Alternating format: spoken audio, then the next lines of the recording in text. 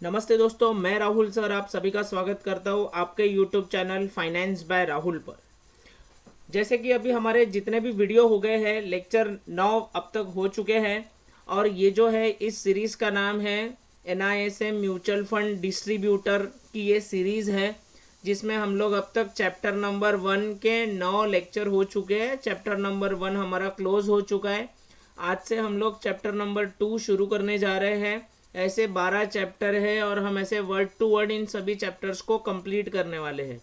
जो कोई भी NISM सीरीज़ के द्वारा NISM mutual fund certification exam देने वाले हैं वो इस लेक्चर्स को बिल्कुल फॉलो करें। और डेली रात को 9 बजे ये वीडियो आते हैं, 10-15 मिनट के वीडियो होते हैं। आप डेली इसे फॉलो करिए। 2-2.5 महीने में हमारी ये पूरे 12 चैप्टर कंप्लीट हो जाएगी और आपकी पढ़ाई इसकी कंप्लीट हो जाएगी। फिर आप सीधा जाके एग्ज़ाम दे के आ सकते हैं ऑनलाइन। ये जो मैं पढ़ा रहा हूँ ये NISM द्वारा बनाई गई PDF है।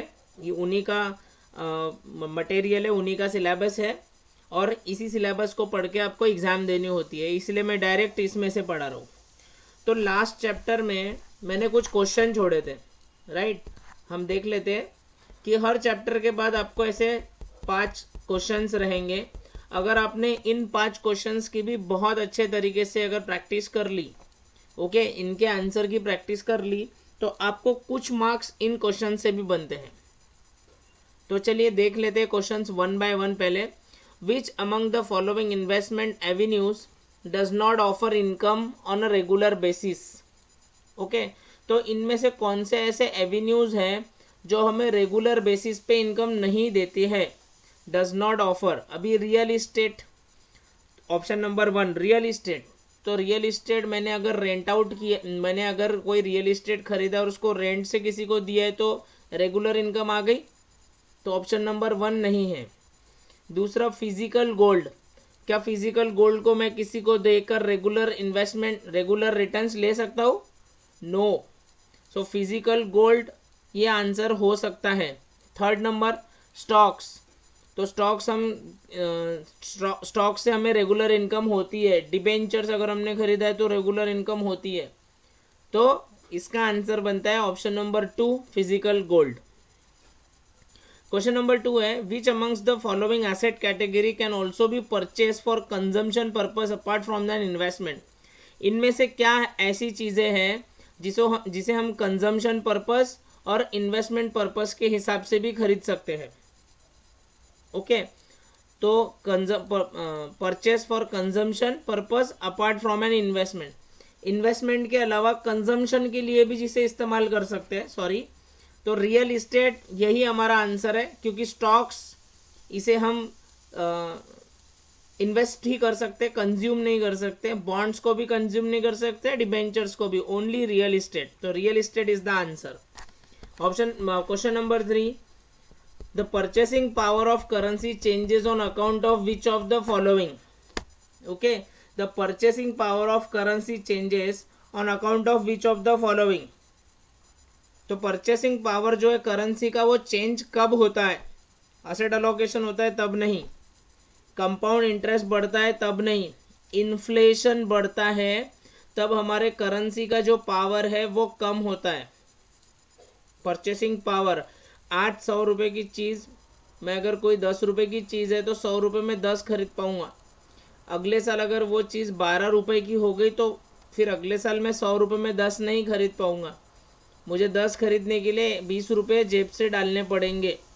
मतलब आज जितनी चीज़ें मैं 100 रुपये में खरीद पा रहा हूँ उतनी कल नहीं खरीद पाऊँगा, मतलब मनी का परचेसिंग पावर कम हो गया। तो only inflation is the answer. Okay, fourth question, what is the real rate of return. Real rate of return क्या होता है?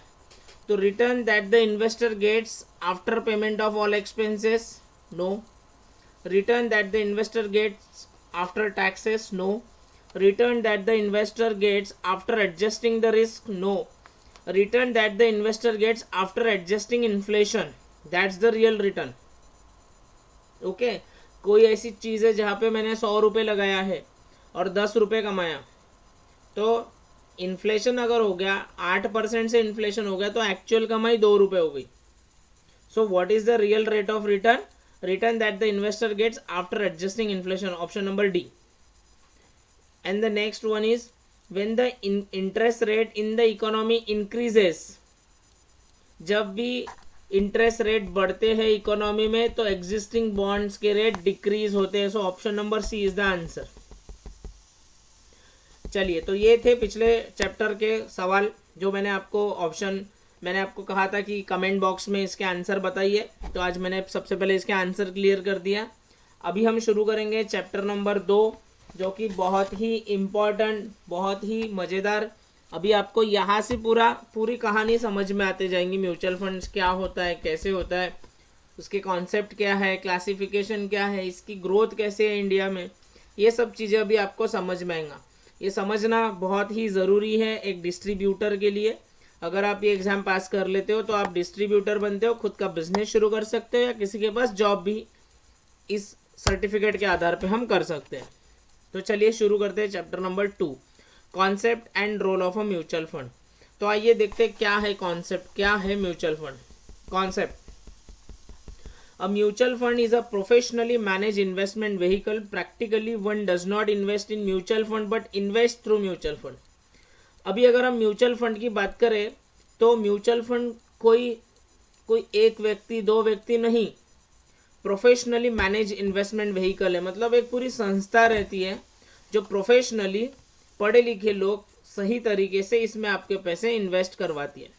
So one does not invest in mutual fund. तो कोई अगर इसमें म्यूचुअल फंड में इन्वेस्ट कर रहा है तो वो म्यूचुअल फंड में इन्वेस्ट नहीं कर रहा है, उसके थ्रू इन्वेस्ट कर रहा है।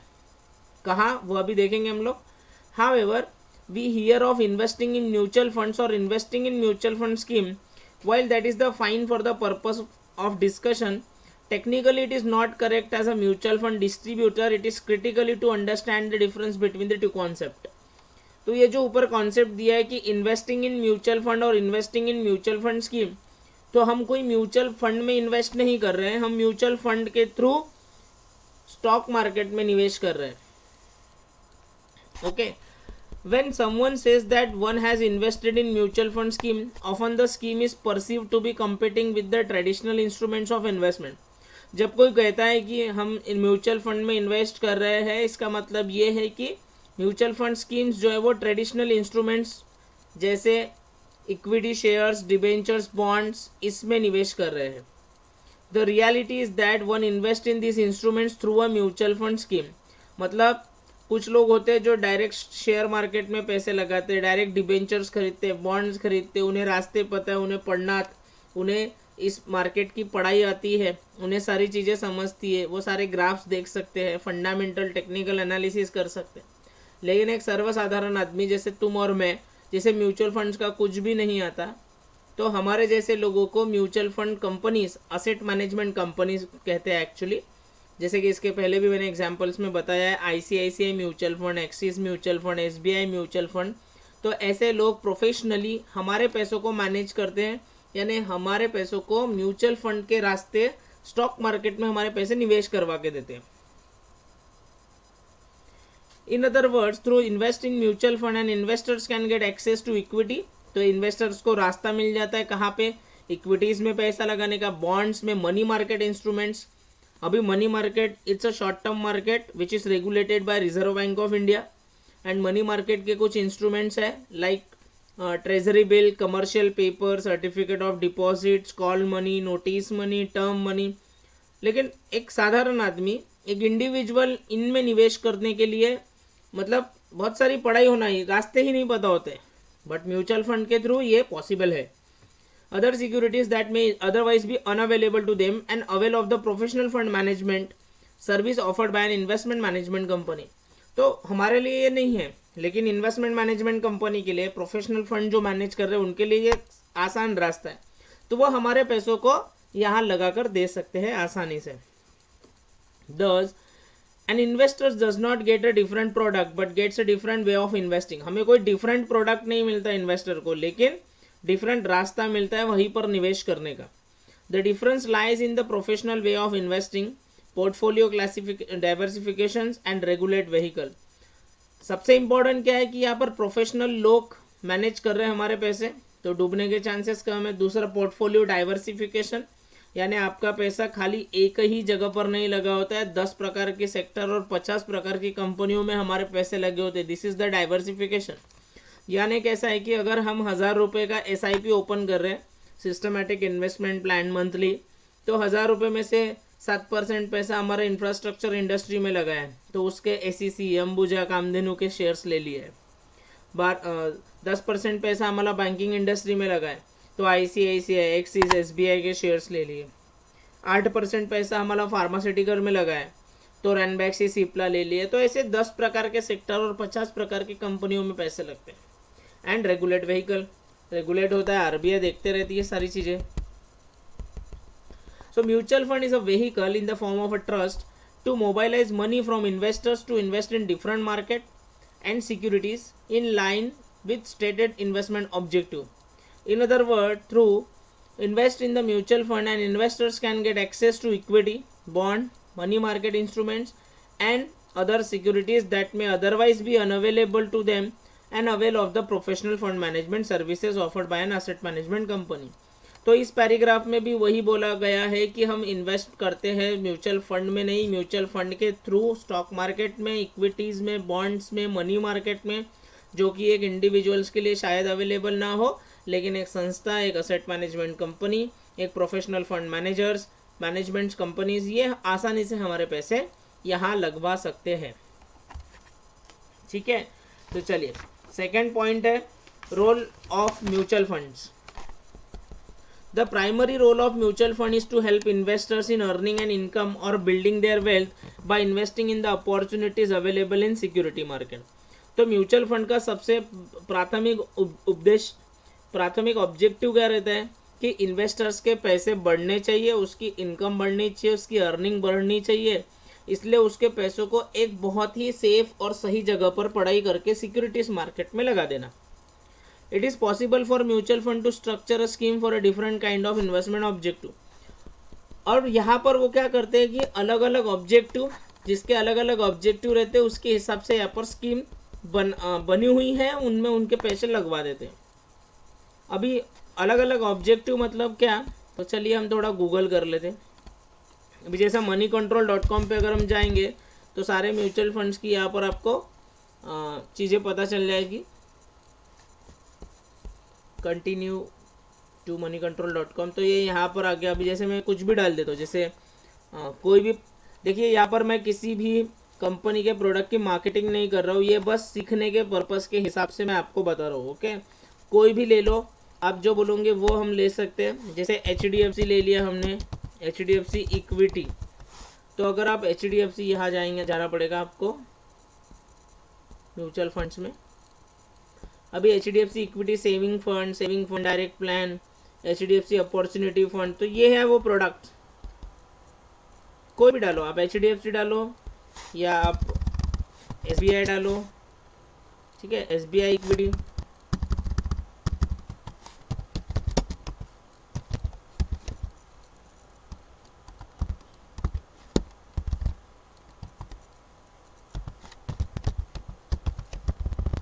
क्या हो रहा है, SBI इक्विटी डालो, कोई भी इक्विटी आप डालो, तो यहाँ पर उन सब फंड के नाम आ जाएंगे। तो ये FMCG यानी फास्ट मूविंग कंज्यूमर गुड्स वाले कंपनीज में शेयर्स जाएंगे। ओके, IT फंड, तो IT कंपनीज में यहाँ पैसा लगेगा। हेल्थ केयर अपॉर्चुनिटीज़ या हॉस्पिटल्स में लगेंगे, या फार्मा दवाई बनाने वाली कंपनीज में। तो अलग अलग लोग, मतलब अलग अलग ऑब्जेक्टिव वाले लोगों के अलग अलग स्कीम में पैसे लगाए जाते हैं यहाँ पर। Okay, so the mutual fund offer different kind of scheme to cater the need of diverse investors in the industry. The word fund and the schemes are used interchangeably, कोई बात नहीं। various category are called fund, बहुत सारी category है schemes की जिनको fund कहा जाता है। in order to consistency with that is experience in the market, this workbook goes by industrial practice। अब ये जो बुक है वो इंडस्ट्री प्रैक्टिस के हिसाब से बहुत ही एक्सपर्ट लोगों ने ये बुक बनाई है, थैंक्स टू देम, क्योंकि उन्होंने इतने अच्छे तरीके से ये बुक बनाई है और बहुत अच्छे तरीके से म्यूचुअल फंड्स को समझ सकते हैं इस बुक के द्वारा। However wherever a difference is required to the drawn that schemes offering entities refers to as mutual fund and the fund. Okay, the money that is raise from investors ultimately benefits government. अभी जो पैसा investors से raise कर रहे हैं, इसमें होता क्या है कि म्यूचुअल फंड्स में म्यूचुअल फंड्स यानी एक असेट मैनेजमेंट कंपनी होती है जो एक फंड मैनेजर को अपॉइंट करती है। फंड मैनेजर के हाथ के नीचे बहुत सारे लोग रहते हैं, मार्केटिंग वाले भी लोग रहते हैं। मार्केटिंग लोग म्यूचुअल फंड्स को बेचते हैं और म्यूचुअल फंड्स के थ्रू जो पैसा फंड मैनेजर के पास आता है वो उस फंड मैनेजर उस पैसों को स्टॉक मार्केट में लगाता है। तो अभी यहाँ जो बोले ये हम ग्राफ के साथ पढ़ेंगे आगे चल के, बहुत ही अच्छे तरीके से आपको एक एक बंदे का रोल यहाँ पर समझ में आएगा। स्पॉन्सर कौन होता है, ट्रस्टी कौन होता है, एएमसी क्या होती है, डे टू डे एक्टिविटीज़ कैसे होती है, फंड मैनेजर कौन होते हैं, कंप्लाइंस ऑफिसर कौन होते हैं, कस्टोडियन क्या होते हैं, आपको ईच एंड एवरी डिटेल में इसमें पढ़ाने वाला हूँ। बस आप रेगुलर लेक्चर्स को सुनते रहिए। अभी यहाँ बताया कि the money that is raise from investors ultimately benefits government. Obviously जो इन्वेस्टर से फंड यहाँ पे रेज किया जा रहा है वो गवर्नमेंट को हेल्प होती है, क्योंकि ये पैसे जो है वो स्टॉक मार्केट में लगते हैं, कंपनीज हो जाते हैं। ओके, कंपनीज क्या करती है, कंपनीज उस पैसों से बिजनेस करती है। बिजनेस करने के बाद प्रॉफिट अर्न होता है तो हमें उसका प्रॉफिट मिलता है। ठीक है, इनकम टैक्स, कंपनी ने पैसा बनाया तो टैक्स प्रोड्यूस होता है। ओके, कॉरपोरेशन टैक्स सरकार को मिलता है, सरकार को बेनिफिट होती है, कंपनी को बेनिफिट होती है directly indirectly for funding of various projects और paying the various expenses. The project that are facilitated through such financing offer employment to people. अभी यहाँ जॉब भी लगती है लोगों को। The income they earn help them buy goods and services offered by other companies. The supporting project of this goods and service companies, thus overall economic development is promoted. अब इसमें हम लोग काम करते हैं, mutual fund asset management company काम करती है, वहाँ पे उनकी फ़ीस रहती है, एक्सपेंस रेशो हम पढ़ेंगे आगे। उनको पैसा मिलता है, वो दूसरे कंपनी के प्रोडक्ट्स खरीदते हैं, उस कंपनी को चलन मिल जाती है। तो इस तरीके से ओवरऑल इकोनॉमी के लिए हेल्पफुल है। As a large investors the mutual fund can keep a check on the operation of the investing company and their corporate governance and ethical standard. तो इन्वेस्टर्स ने क्या करना चाहिए, म्यूचुअल फंड में जहाँ भी पैसे हैं तो उनके ऑपरेशंस हमेशा चेक करते रहने चाहिए, जो कि कॉर्पोरेट गवर्नेंस और एथिकल स्टैंडर्ड पे काम हो रहा है या नहीं। The mutual fund industry itself offer livelihood. और म्यूचुअल फंड कंपनी खुद बहुत सारी जॉब देती है। नंबर ऑफ एम्प्लॉयज़ है म्यूचुअल फंड्स में, डिस्ट्रीब्यूटर है, रजिस्ट्रार है। अभी जैसे आपने अगर ये स्कीम, ये NISM का सर्टिफिकेशन कोर्स कर लिया, इसका प्रॉपर पढ़ाई किया और आपने ऑनलाइन एग्ज़ाम 1500 रुपये इसकी एग्ज़ाम फीस है, NISM को पे करके आपने इसकी एग्ज़ाम दी, पास हो गए, सर्टिफिकेट मिल गया, तो आप यहाँ पे खुद जॉब के लिए भी जा सकते हो। असेट कंपनीज में जॉब जाती है। जॉब नहीं करना है तो खुद का बिजनेस यहाँ पे स्टार्ट कर सकते हो आप, मतलब डिस्ट्रीब्यूटर बन के, तो रास्ते ओपन है। ठीक है, higher employment income and output in the economy boost the revenue collection of the government through taxes and other means. अब बड़े पैसा आएगा तो बड़ा काम होगा, बड़े एम्प्लॉयमेंट जनरेट होंगे, बड़ा टैक्स आएगा सरकार के पास, सरकार भी आगे जाएंगी। When these are spend prudently it promotes further economic development of the nation building. Mutual fund can also act as a market stabilizer in countering large inflows and outflows from the foreign investors। बराबर है, एक market stabiliser का काम करता है। बाहर से बहुत सारे लोग हमारे इंडिया में हमारे स्टॉक मार्केट में पैसे लगाते हैं। आप सभी को पता है कि इंडियन इकोनॉमी अभी बहुत आगे जा रही है, आगे जाने भी वाली है। सारी दुनिया आज इंडिया के तरफ देख रही है। सबसे यंग कंट्री अगर कोई है तो हम हैं। सब लोग हम में निवेश करना चाहते हैं, तो हम क्यों पीछे रहे। हम म्यूचुअल फंड सीख के हम खुद का भी इन्वेस्ट करें, साथ वालों का भी सुधारें और लोगों को जागरूक करें इस पर। ठीक है, तो ये म्यूचुअल फंड्स ओवरऑल हमारे लिए, घर वालों के लिए, हमारे मोहल्ले के लिए, हमारे स्टेट के लिए, हमारे देश के लिए बहुत ही इम्पोर्टेंट है। Mutual fund are therefore view as a key participant in the capital market of an economy. ठीक है, तो आज तक यहीं पर, और इसके आगे का जो है investment objective of mutual funds क्या होता है ये हम कल के लेक्चर में सीखेंगे। तो आज के लिए इतना ही। थैंक यू सो मच सुनने के लिए। बस ऐसे ही आप रेगुलर मेरे लेक्चर सुनते रहिए। थैंक यू, धन्यवाद।